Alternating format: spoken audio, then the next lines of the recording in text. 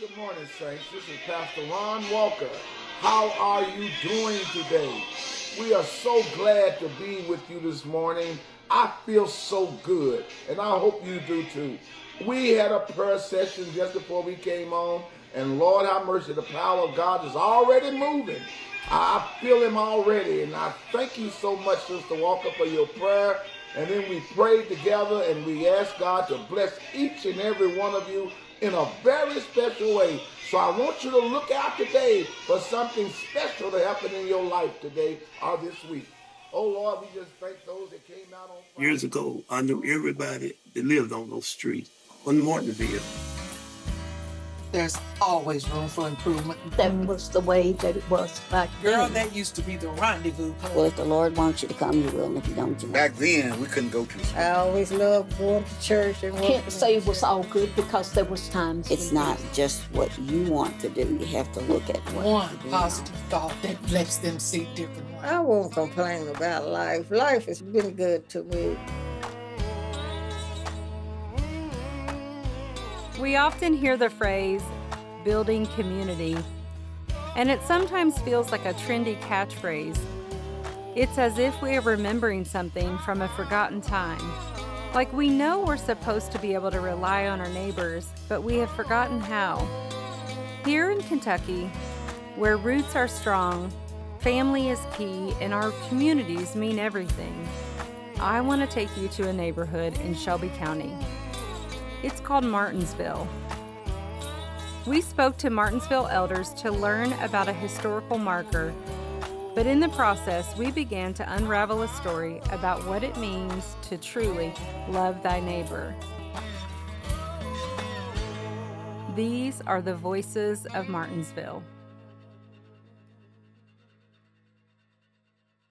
Daisy Seffel was ahead of her time.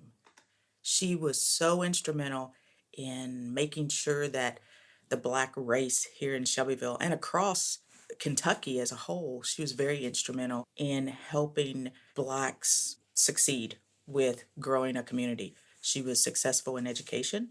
She was successful as a business owner. She was successful as a hospital administrator and just helping the Black community in general. So when I think of Daisy, that's what I think of. It was started by a group of women here in Shelbyville.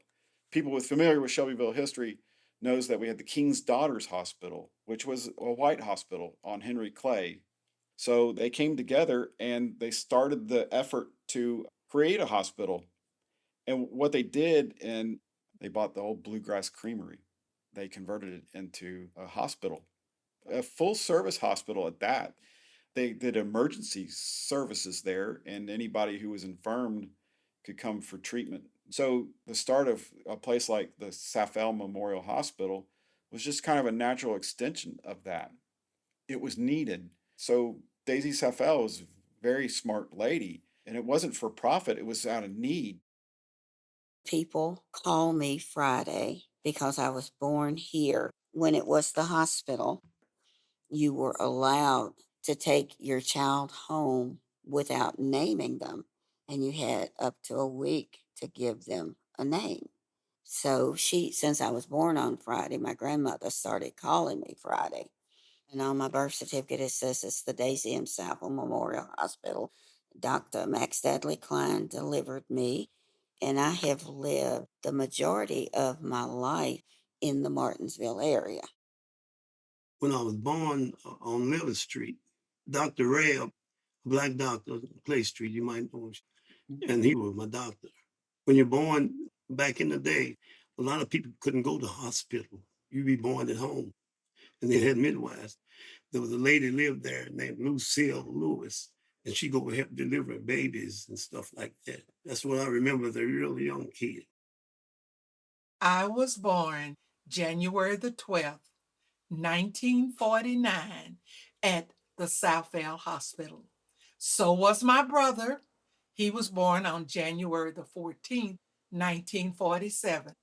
And my best friend, Gail Patterson, was born there on January the 8th, 1949. And my great great grandmother, Mary White, was one of the first to live in the Southfield Hospital as an old folks home. Miss Floribel Moore, she lived on the same street that we lived on. And she was the head nurse there, the only one. And a lot of times, the doctor might be late. Dr. Klein was one of my doctors, Dr. Waldridge, and another doctor called Dr. Shield. And if they didn't get there in time before the baby was born, Miss Floribel would take the baby and cut the neighbor cord and everything and dress it. I was born in Shelbyville, Kentucky in 1939, September 20th, and spent most of my life there, right in the community, Martinsville. Got married, moved to Simpsonville, Kentucky, then I came back home and lived, and then I'm here for the rest of my life. I don't think I'm going to move anywhere at 85. When you grew up in the neighborhood, you were everybody's child because no matter where you were, somebody may have seen you. And if you were doing something you weren't supposed to, your parents knew before you got home, even if you didn't have a phone. Everybody was your parents. You was out, go home, boy. Certain hours of night, you better be home. Yes, ma'am. Everybody knows everybody. From downtown on that end in Martinsville, everybody knew it. Everybody by name. We went to school together and everything. So Shelbyville been a great place to live. I didn't have no problem. I think back in those days, people were more neighborly than they are now. And if the neighbor had more than what she could use, she would give to the next person and help them out. I believe from the richest to the poorest, you can have negative and positive either way you go. But am I proud to be a Martinvillian? Yes, I am. As a matter of fact, where I live right now is a 4-generation property behind the football field. When I grew up, mom and dad and I have just enjoyed being in that surrounding because everybody was like one big family and was just there having fun growing up in Martinsville.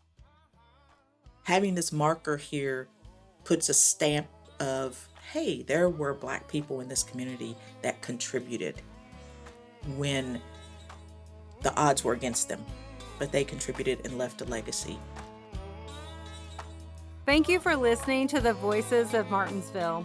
We are a limited series podcast inspired through our conversations with Pastor Ronald L. Walker, whose vision set the stage for this project. We are sponsored by Shelby Congregational Methodist Church. If you would like to share your story about Martinsville, we would love to talk to you. Reach out to us through our website at shelbycongregational.org.